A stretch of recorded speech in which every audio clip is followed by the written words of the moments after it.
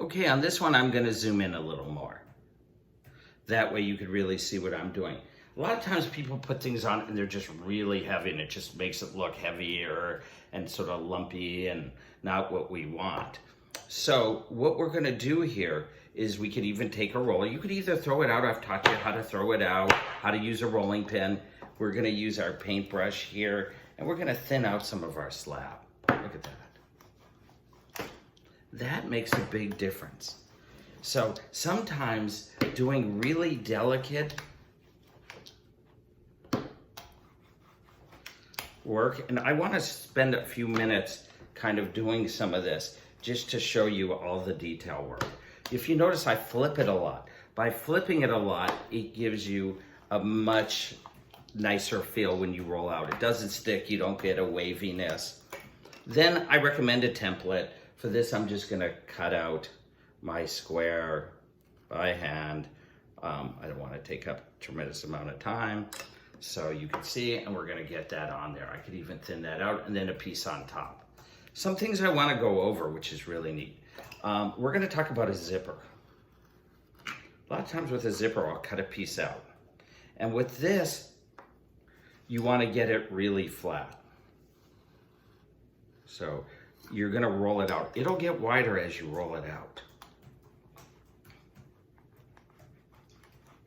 A lot of times you'll see me open it up. This is really nice where it can open up a little bit. A lot of times on the side, you know, use whatever, a pencil, a pen, anything for stitching. One of the things I found that are really nice for putting the details on the piece. I'm just gonna go quickly so you could see, is we're gonna take, we need one more piece here because I should have put this on first. We're gonna take this, we're gonna roll this out. Right, if you look at a zipper, it has a really thin top piece. So you need this super thin. And people struggle with like, how do we get it to look really like a zipper? And a pen works really, really well. You could use your needle tool. A lot of times I really like to use just a simple pen. I should have something here.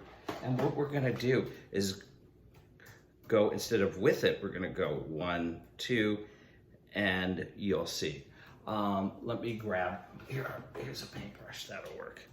I'm gonna come here, probably better so you can see on TV, kind of give you. And you wanna go the opposite way.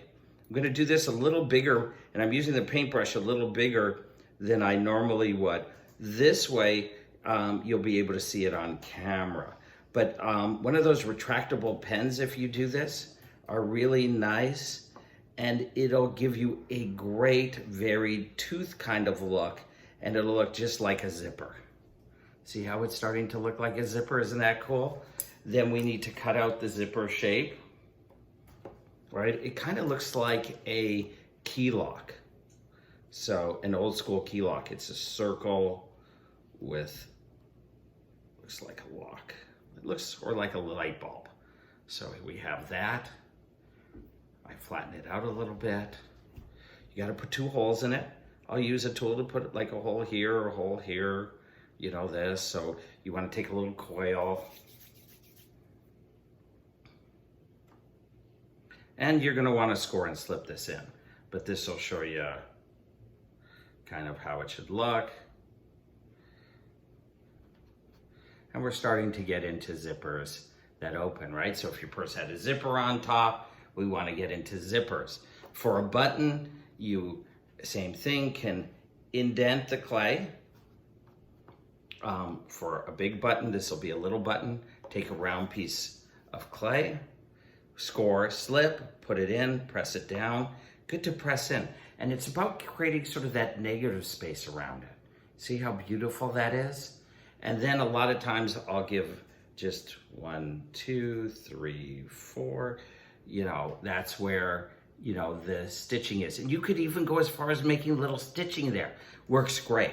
Just little bitty coils, real tiny. You do want to put the slip in, and you'll start to see it's these little details that make all the difference that's gonna wow your piece.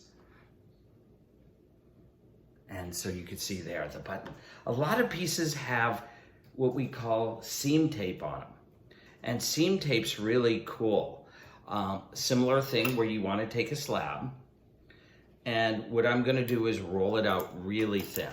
So you could use your rolling pin, you could roll this out, and you want to try and get it as thin as you can. This is really neat. So and this can make something look real thin, but it gives a beautiful finished look. Now, I recommend cutting it with a ruler, not by hand for time's sake. I'm gonna use my hand here. And the thinner, the better.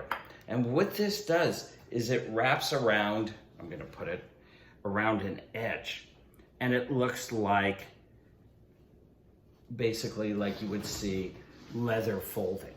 And then you go in with your stitching. And it can be really beautiful to put on a piece if your piece has that. So a lot of my pieces, I use something like this where I put it on and wrap it around the seams, and it gives that extra detail to it.